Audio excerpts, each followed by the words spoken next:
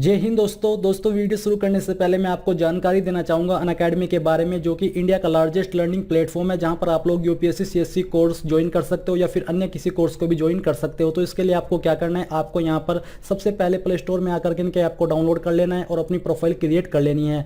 साथ ही आपको यहाँ पर मुझे भी फॉलो कर लेना है। और मैं आपको बता दूँ कि आप लोग यहाँ पर टॉप एडुकेटर के माध्यम से अपनी पढ़ाई कर सकते हो। और अगर आप यहाँ पर यूपीएससी सीएससी का सब्सक्रिप्शन या अन्य किसी कोर्स का सब्सक्रिप्शन लेना चाहते हो तो आप लोग यहाँ पर मंथ और 6 मंथ और ईयर वाइज अपना प्राइस चेक कर सकते हो और इसमें आपको क्या क्या मिलेगा वो भी आप लोग यहाँ पर चेक कर सकते हो। और अगर आप रियली में ये कोर्स लेना चाहते हो तो आप यहाँ पर मेरे कोड का इस्तेमाल कर लीजिए, जिसके माध्यम से आपको 10% की छूट मिल जाएगी। तो अगर आप सच में इंटरेस्टेड हो तो आप लोग यहाँ पर इस कोर्स को आज ही खरीद लीजिए। दोस्तों इस वीडियो में आपको बताने वाला हूँ इंडियन कोस्ट गार्ड, एमटीएस, चौकीदार, driver and other post offline form 2020 के बारे में कि कैसे आपको ये फॉर्म फिलअप करना है। तो आप इस वीडियो को देखते रहिए, मैं आपको इसके बारे में पूरी जानकारी देने वाला हूं, जिससे कि आप इस फॉर्म को बिना किसी मिस्टेक के भर पाओगे। तो चलिए दोस्तों शुरू करते हैं। दोस्तों मैं आपको बता दूं कि कल मैंने इस भर्ती के बारे में वीडियो बनाई थी, जिसमें कि मैंने आपको एलिजिबिलिटी क्राइटेरिया के बारे में पूरी जानकारी दी थी। तो आप ये वीडियो वॉच कर लीजिए।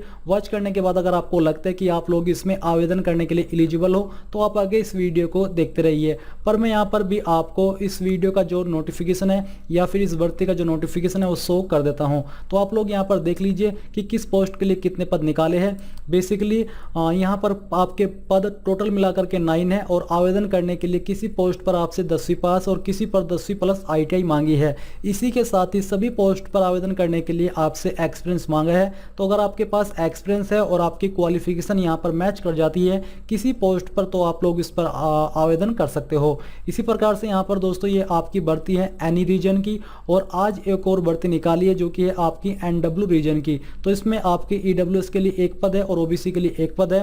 किस पोस्ट पर है ये आप यहाँ पर चेक कर पा रहे हो। सैलरी आपको क्या मिलेगी अभी आप यहाँ पर देख सकते हो। और आवेदन करने के लिए आपसे 10वीं पास और इसमें आपसे वैलिड ड्राइविंग लाइसेंस, 2 साल का एक्सपीरियंस। इसी प्रकार से आपकी जो MTS चौकीदार की पोस्ट है इसमें भी आपसे 10वीं पास और 2 साल का एक्सपीरियंस मांगा है चौकीदार के रूप में। तो अगर आप लोग इसमें देख पा रहे हो कि आपकी क्वालिफिकेशन के अनुसार आप लोग आवेदन करने के लिए एलिजिबल हो तो आप आगे इस वीडियो को देखते रहिए। बिना एक्सपीरियंस के आप लोग किसी भी पोस्ट पर इस भर्ती में आवेदन नहीं कर सकते। तो मैं आपको इस PDF का लिंक वीडियो के डिस्क्रिप्शन में देने वाला हूं, आपको ये लिंक ओपन कर लेना है। अब ओपन करने के बाद ऊपर की तरफ आपको एलिजिबिलिटी की जानकारी देखने को मिलेगी और इसी में आपको नीचे की तरफ यहाँ पर आपका एप्लीकेशन फॉर्म मिल जाएगा। आपको क्या करना है, आपको इस एप्लीकेशन फॉर्म को डाउनलोड करके प्रिंट करा लेना है और प्रिंट कराते समय आपको 4-5 फोटोकॉपी लेकर के आनी है, ताकि अगर आप इस फॉर्म को भरे और आपसे कहीं पर कोई मिस्टेक हो जाए तो वो फॉर्म आपको दोबारा इस्तेमाल नहीं करना है, क्योंकि कटिंग वाला फॉर्म रिजेक्ट कर दिया जाता है। इसलिए आपको दोबारा से इस फॉर्म को भरना होगा। तो यहाँ पर आने पर आपको एप्लीकेशन फॉर्म का ये परफॉर्मा देखने को मिल पा रहा है। तो सबसे पहले पोस्ट अप्लाइड फॉर, यानी कि आप किस पोस्ट के लिए अप्लाई कर रहे हो। दोस्तों मैं आपको बता दूं कि इस भर्ती के लिए भी जो कि यहाँ पर इस एप्लीकेशन फॉर्म के साथ है यही फॉर्म काम आएगा। इसके अलावा जो आपकी ये भर्ती कल जिसके बारे में मैंने वीडियो बनाई थी जिसमें कि आपके 9 पद है, इसमें भी यही आपका एप्लीकेशन फॉर्म काम आने वाला है। तो चाहे आप कोई सी भी पोस्ट पर या किसी भी भर्ती में आवेदन कर रहे हो यही आपको फॉर्म फिलअप करके भेजना होगा। तो यहाँ पर आपको उसी पोस्ट का नाम लिख देना है। जैसे कि आप यहाँ पर आवेदन कर रहे हो फोर्क लिफ्ट ऑपरेटर, तो आपको इस पोस्ट का नाम यहाँ पर पोस्ट अप्लाइड फॉर के सामने लिख देना है। पासपोर्ट साइज फोटो, अब यहाँ पर दोस्तों आपको सिंपली अपना एक पासपोर्ट साइज कलर फोटोग्राफ चिपका देना है। चिपकाने के बाद आता है आपका नेम ऑफ एप्लीकेंट। तो जो भी आपका नाम 10वीं की मार्कशीट के अनुसार है वही नाम आपको एग्जैक्टली इंग्लिश के बड़े अक्षरों के अंदर लिख देना है। फादर नेम यानी कि आपके पिताजी का नाम, तो आपको अपने पिताजी का नाम भी यहाँ पर सेम 10वीं की मार्कशीट के अनुसार लिखना होगा। इसके बाद है डेट ऑफ बर्थ। तो यहाँ पर दोस्तों आपको अपनी डेट ऑफ बर्थ भरनी है यानी कि लिखनी है, और ये भी आपको 10वीं की मार्कशीट के अनुसार ही लिखनी होगी। और ध्यान रहे कि जो जानकारी आप इस फॉर्म के अंदर भर रहे हो ये आपको जो बॉल पेन होता है उसमें ब्लू पेन से आपको सभी जानकारी लिखनी होगी। अब चलिए दोस्तों डी आपका ऑप्शन है नेशनलिटी यानी कि राष्ट्रीयता। तो यहाँ पर आपको INDIAN लिख देना है। कास्ट कैटेगरी आपकी जो भी है उसी के सामने आपको टिक कर देना है या राइट टिक लगा देना है, या फिर उसके सामने आपको माइनस का निशान लगा करके अपनी कास्ट लिख देनी है। साथ ही आपको उसका कास्ट सर्टिफिकेट भी इस फॉर्म के साथ अटैच करके भेजना होगा। एजुकेशनल टेक्निकल क्वालिफिकेशन, तो आपको सीरियल नंबर के अंदर 1 लिखना है। फिर यहाँ पर नेम ऑफ क्वालिफिकेशन, आप 10वीं की जानकारी दे रहे हो तो यहाँ पर 10th या मैट्रिक या हाई स्कूल लिख दीजिए। बोर्ड, आपने किस बोर्ड से 10वीं पास किया वो बोर्ड लिखना है, जैसे कि यूपी बोर्ड, एमपी बोर्ड, चाहे तो बोर्ड का पूरा नाम या सिंपली यूपी बोर्ड भी लिख सकते हैं। किस सब्जेक्ट के साथ आपने 10वीं पास किया, उन सब्जेक्ट के नाम आपको छोटे छोटे करके लिख देने, जो कि पढ़े भी जाए और सब्जेक्ट के सभी नाम इस कॉलम के अंदर भी आ जाए। आपको कितने नंबर आए थे 10th के अंदर वो आपको लिखना होगा। आपको ऊपर की जो नीचे है, नीचे आपको डालना होगा टोटल मार्क्स, यानी कि जैसे कि यूपी बोर्ड में 600 में से आते हैं तो 10th में आपको नीचे करके 600 डालने हैं और ऊपर आपको डालने हैं उसमें से आपको कितने आए थे, यानी कि 600 में से अगर आपको 444 आए थे तो आपको ऊपर 444 लिख देना है।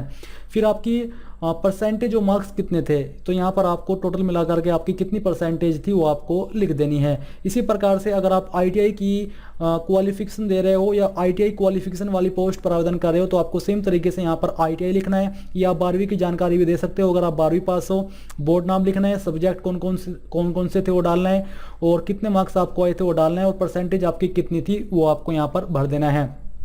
फिर अगर आपने यहाँ पर 10वीं भर दी, यहाँ पर 12वीं भर दी, और अगर आप आईटीआई की जानकारी देना चाहते हो तो आप यहाँ पर तीसरे ऑप्शन में आईटीआई या आपके पास कोई हायर क्वालिफिकेशन है वो आप यहाँ पर भर सकते हो सेम जानकारी के साथ में। फिर आता है आपका जी ऑप्शन एक्सपीरियंस, जो कि इसमें एक्सपीरियंस आपसे जरूरी रूप से मांगा है। तो आपको यहाँ पर एक्सपीरियंस की जानकारी भरनी है, जैसे कि आपने किस कंपनी के अंदर किया है उसका नाम यहाँ पर लिखना है। फिर आपने किस पोस्ट पर एक्सपीरियंस प्राप्त किया है, बेसिकली जो आपकी पोस्ट है चौकीदार की, जो भी आपसे मांगा है एलिजिबिलिटी क्राइटेरिया में, वहां से आप चेक करके आपको ध्यान दे करके उसी एक्सपीरियंस की जानकारी लिखनी है। तीसरे में आपने यहाँ पर डेट डालनी है, इस डेट से लेकर के मैंने इस डेट तक काम किया है, ताकि उनको मालूम हो जाए कि आपके पास 2 साल का एक्सपीरियंस है जो कि आपसे मांगा है। फिर यहाँ पर आपको एक 4th कॉलम के अंदर लिख देना है कि मेरे पास 24 महीने या 26 महीने का टोटल एक्सपीरियंस है। तो आपको इस प्रकार से जानकारी भरनी होगी। पहले कंपनी का नाम, दूसरा आपको पोस्ट का नाम, तीसरा आपको आपने किस डेट से लेकर किस डेट तक एक्सपीरियंस प्राप्त किया है वो, और टोटल एक्सपीरियंस आपका कितना होता है वो, ये आपको जानकारी यहाँ पर भरनी होगी, यानी कि लिखनी होगी। कोरस्पोंडेंस एड्रेस यानी कि प्रेजेंट एड्रेस, तो जो भी आपका प्रेजेंट एड्रेस है वो यहाँ पर आपको लिखना है, ये आपको अपने आधार कार्ड के अनुसार लिख देना है। फिर है परमानेंट एड्रेस, तो अगर आपका प्रेजेंट एड्रेस और परमानेंट एड्रेस सेम है तो आप यहाँ पर सेम एज कोरस्पोंडेंस एड्रेस ऐसा भी लिख सकते हो, या फिर आप सेम एड्रेस यहाँ पर लिख सकते हो। अगर अलग अलग है तो अलग अलग भी लिख दीजिए। Contact phone, mobile number and email address, तो यहाँ पर आपको एक तो अपना मोबाइल नंबर डालना है, 2 फ़ोन नंबर है तो आपको कोमा लगा करके दूसरा नंबर डाल देना है। फिर आपको एंड लिख करके अपनी ईमेल आईडी लिख देनी है। ये लिखने के बाद नीचे आपको डिक्लेरेशन देखने को मिल पा रहा है, तो यहाँ पर दिया is no criminal proceeding contemplated pending against me, तो बेसिकली आपको यहाँ पर नीचे आना है और नीचे आकर के पहले इसका नाम यानी कि कहाँ से आपने इस फॉर्म को भरा है वो लिखना है, और किस डेट में आपने इस फॉर्म को फिलअप किया है वो डेट यहाँ पर डालनी होगी। जैसे कि आज डेट है 27 जून, तो आपको अपनी डेट दिन के अनुसार वो डेट यहाँ पर लिखनी होगी। सिग्नेचर ऑफ एप्लीकेंट, अब यहाँ पर दोस्तों आपको अपने सिग्नेचर कर देने हैं। तो ये आपका फॉर्म कंप्लीट फिलअप हो चुका है। अभी आपको कैसे भेजना है वो आप देख लीजिए। इसमें आपको ऊपर की तरफ यहाँ पर जानकारी दी जा रही है, आपको ध्यान देना है कि ये एप्लीकेशन फॉर्म आपको कोरियर, स्पीड, रजिस्टर्ड पोस्ट के माध्यम से नहीं भेजना है, और ना ही आपको लास्ट डेट से बाद में भेजना है। और इसकी लास्ट डेट क्या है वो आप देख लीजिए।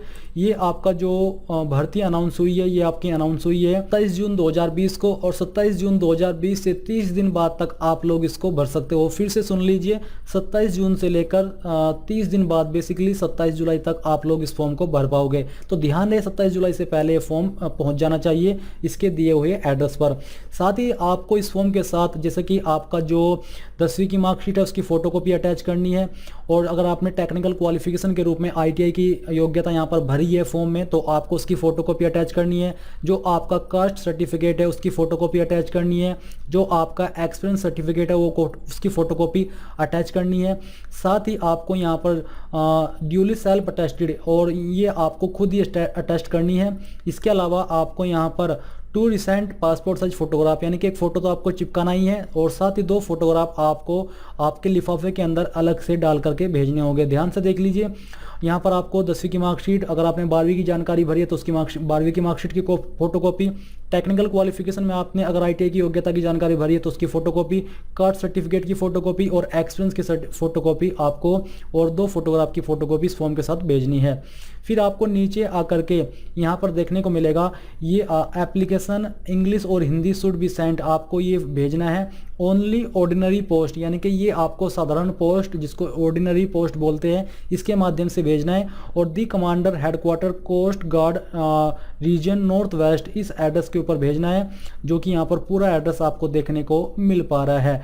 और ये आपको इस फॉर्म के लिए भेजना है और जो आपकी ये वाली पोस्ट थी इसमें आपको इस एड्रेस के ऊपर अपना फॉर्म भेजना होगा। यानी कि अगर आप इनमें से किसी पोस्ट पर आवेदन कर रहे हो तो आपको ये जो एड्रेस यहाँ पर दिया जा रहा है अभी आप देख सकते हो, इस एड्रेस के ऊपर अपना फॉर्म सेंड करना होगा। बट अगर आप जो इस फॉर्म के अंदर 2 पोस्ट है इनके ऊपर फॉर्म भर रहे हो तो आपको इस एड्रेस के ऊपर इस फॉर्म को सेंड करना होगा, जो कि अभी मैंने आपको यहाँ पर रीड करके बताया है ऑर्डिनरी पोस्ट के माध्यम से। तो इस प्रकार से आप लोग यहाँ पर देख सकते हो। और साथ ही देख लीजिए, the envelope containing the application must be scripted, और जो आपका लिफाफा होगा लिफाफे के ऊपर लिखा होना चाहिए application for the post of, यानी कि किस पोस्ट पर आपने अप्लाई किया है उस पोस्ट का नाम आपको लिखना होगा लिफाफे के अंदर। और ये जानकारी चाहे तो आप हिंदी के अंदर लिख सकते हो लिफाफे पे या फिर इंग्लिश के।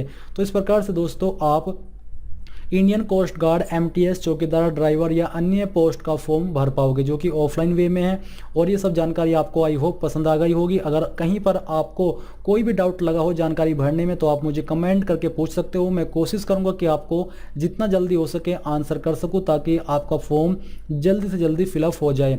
और इस वीडियो के लास्ट में एक बार फिर से आपसे कहना चाहूँगा कि प्लीज़ आप इस वीडियो को लाइक, शेयर और साथ ही साथ आपके अपने यूट्यूब चैनल ज्ञानदेव होस्ट को सब्सक्राइब कर ले, और सब्सक्राइब करने के बाद बेल के आइकन को दबा दे, ताकि आपको आगे आने वाली वीडियोस के नोटिफिकेशन सबसे पहले मिल पाए। जय हिंद दोस्तों।